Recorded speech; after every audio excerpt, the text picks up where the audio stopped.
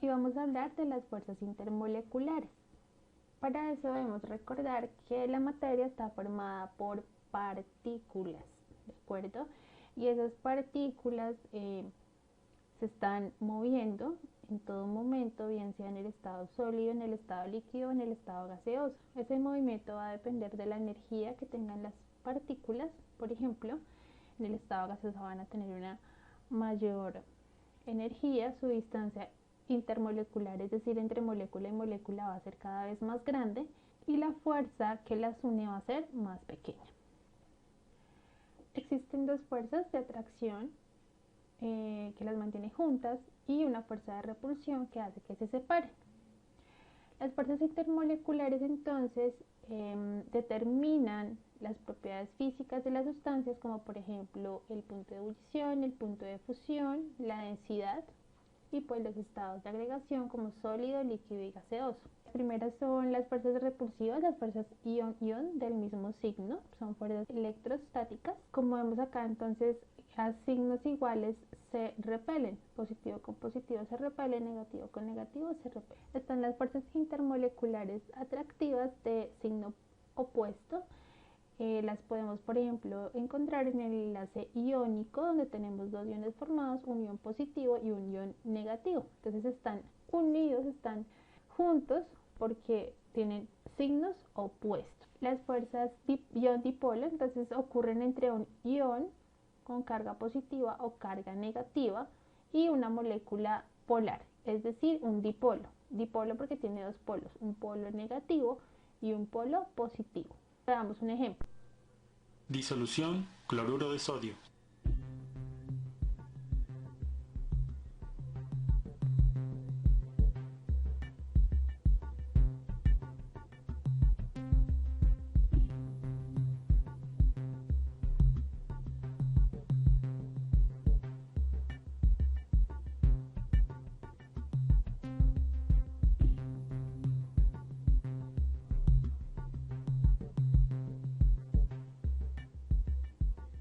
Existen una gran cantidad de sustancias iónicas.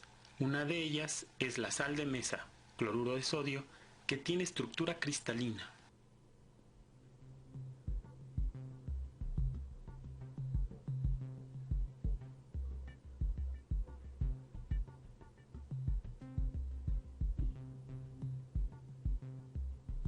Los polos positivos de la molécula de agua atraen a los iones con carga negativa, aniones, mientras que los cationes, iones con carga positiva, son atraídos por el polo negativo de la molécula de agua. Cuando sustancias con enlace iónico, como el caso del cloruro de sodio, se disuelven en agua, se disocian, es decir, se separan en iones.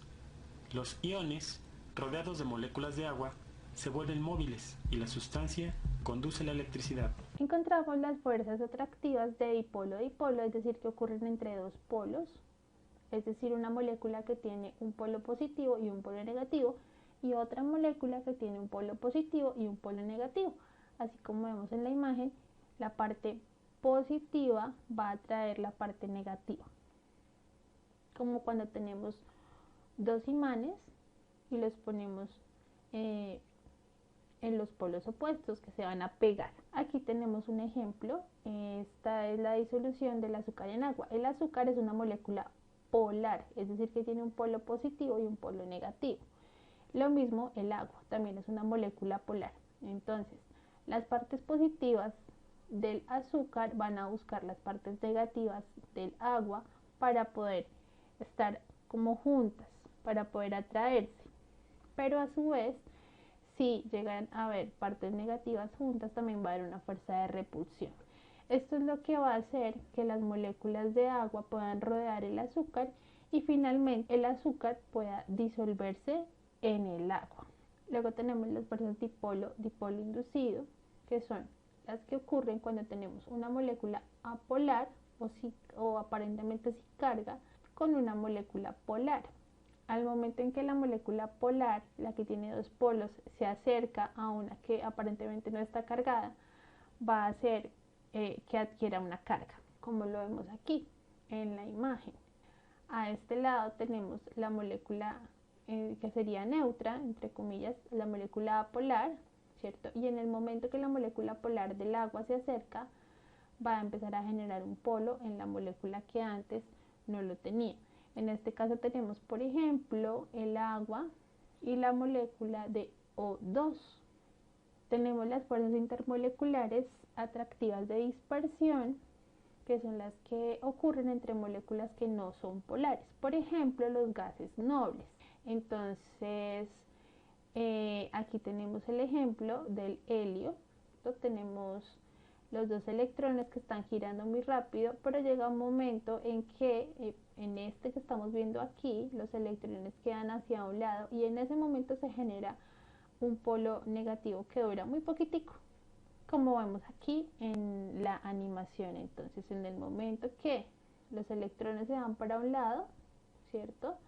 Se genera pues como el polo negativo y el polo positivo, que va a tender este negativo a repeler los electrones y así continuar formando el polo en el otro átomo que vemos aquí.